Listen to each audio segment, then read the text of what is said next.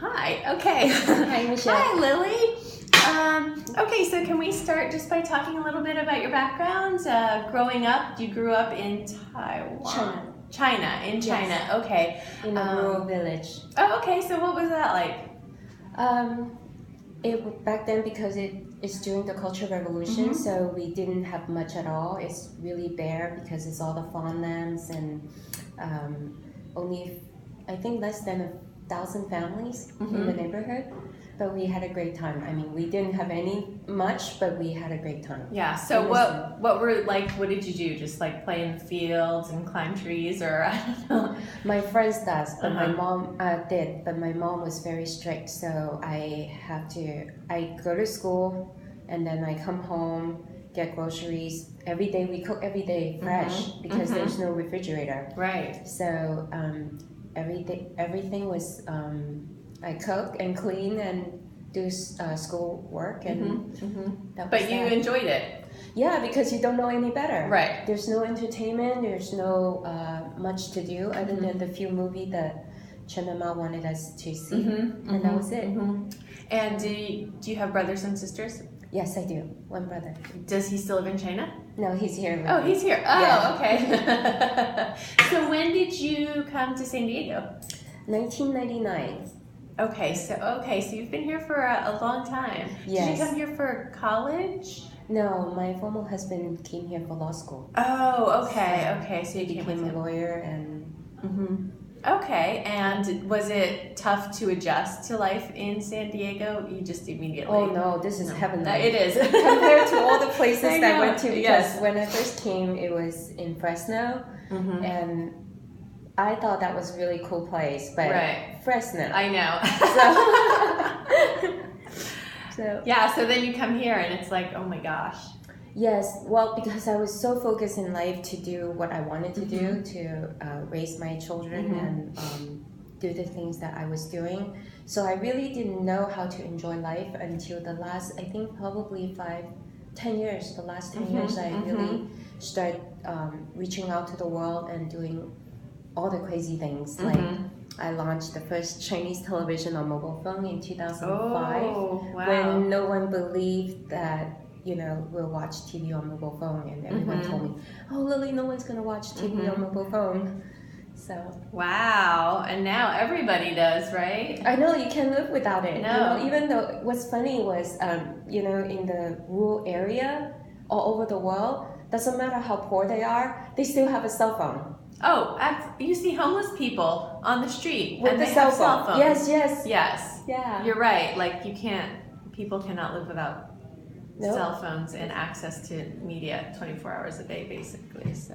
In 2005, I remember, back then, there are only a very small group of people have the smartphones. So when you say smartphone, a lot of people don't even understand what's smartphone. Oh, right. Yeah, that's right. And now it's almost like you don't even need to say smartphone because that's the cell only phone. Right, because everybody has a smartphone. My parents still have a regular cell phone. Way. Yeah, like they don't. I can't even send them text messages. Like, wow. I know.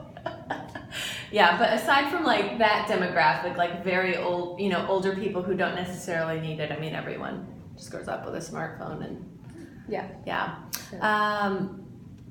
So tell me now a little bit about some of the things that you're doing currently. Oh my gosh. I am an entrepreneur for almost 30 years. So I always like to help women how to expand their network and businesses. So I'm creating the theZsummit, Global Entrepreneur Women Entrepreneur Summit in this year in August. It's Fresno State. Oh no, San Diego State. Don't worry, I won't put that in the interview. That's fine. Thank you. Okay, and so what is your main goal with the summit?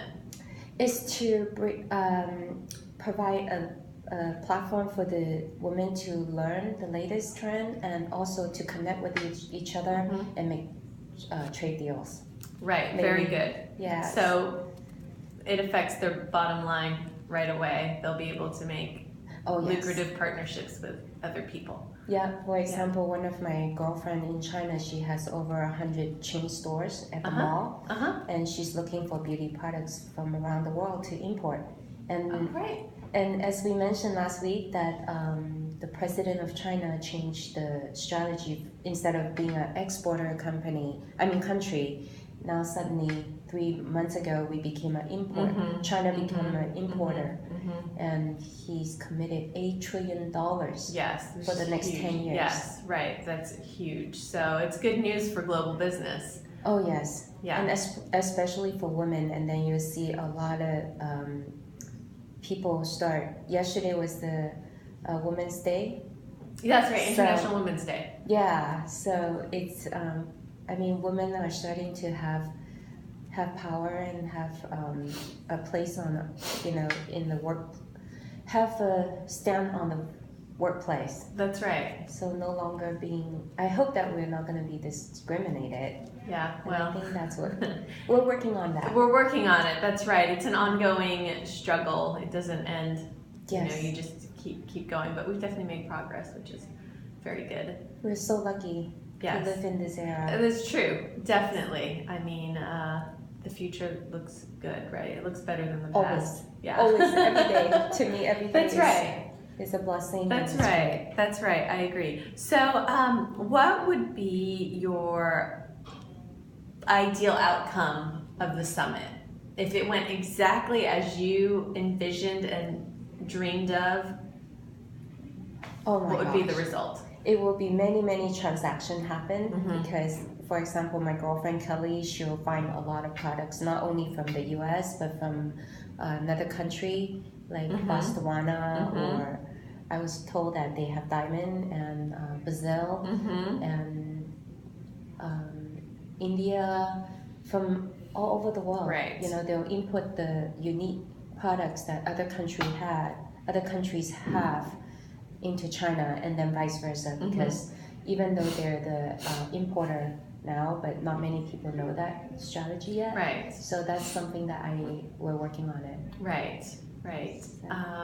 And are you hoping to get entrepreneurs from really all over? Yes. I mean, it's going to be a large contingent from the U.S. because it takes place in the U.S. and then China. Yes. But you're also hoping to get people from many other countries as well. Because the summit is also a place for them to shine, to tell their story, because our summit doesn't end just after the 3-day summit, but it's going to be a year long. Okay. And it's a lifelong.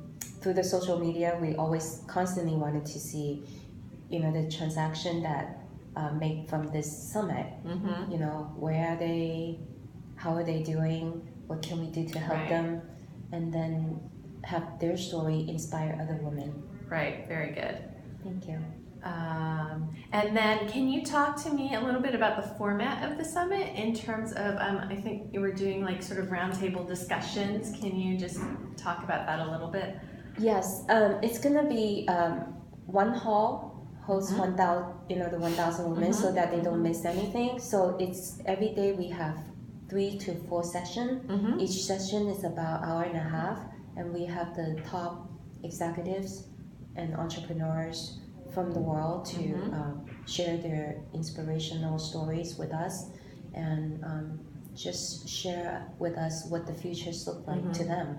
Right. And how are they going to handle it, and what are they, how they prepare for it, because as you know, the robot's going to take over 40%. Yeah, 40% of the workforce. What do we do? Yeah, right.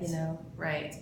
Meanwhile, the population is growing, so more people need jobs, not less. So when a lot of that work becomes automated, there is this question of what does everyone do? Yeah, absolutely. But I always believe that we're the intelligent species. Human being. Sure. So we always have a way to survive.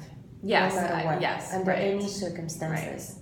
Which has been proven many times throughout human history. I mean, there are so many times when we could have become extinct, or civilization might not have progressed, but we do always find a way to overcome adversity. I think that's true. Look at what happened to Elon Musk, taking us to Mars. I know. Well, exactly. I mean, it's those kind of visionary thinkers that really help move civilization forward. Yeah. And then also there's a component where people have booths. Yes. And they can market their products or sell their products. So they can sell, and then they can also make connections with definitely buyers and that sort of thing as well. Like the paper chair. Yes, right. So I was going to say, let's talk about some of the products. And one is that folding. It's made out of like corrugated cardboard, right? It's just paper. But it's not like paper. It's like thicker, right? Because I saw the video. Yeah, a little bit thicker. Right. But it's all man-made. Right. I mean handmade. Yes. So. Yeah, and it folds up, like you could just tuck it under your arm basically. And it's or so put it lightweight. Right. Yeah. Yeah, exactly. So that's going to be really fun. Yes. That's going to be really fun. And then we have jewelries. We have so far, because it's just the beginning. It's so early. Yeah, that's right. So. And do you want to talk about who a couple of the panelists are who have agreed to be a part of the summit? Yes. We have the CEO of WD-40, and then we have Roxanne from Apple iTunes. She's a producer. And then we have the Dean from USD for the culture, because we will be touching in all subjects so that we can learn, walk away from our summit, what's the latest and all the world, where we are today and the future. Yes, that's right. Because I always look forward to the future. Yes, absolutely. I mean, that's... And then we have a self-made millionaire, Karen. Oh, very good. Yes. And now I'm working with magnificent people, including Jack Ma, to have them come to our summit. Yes, that would be fantastic. Yes. If he came. And then...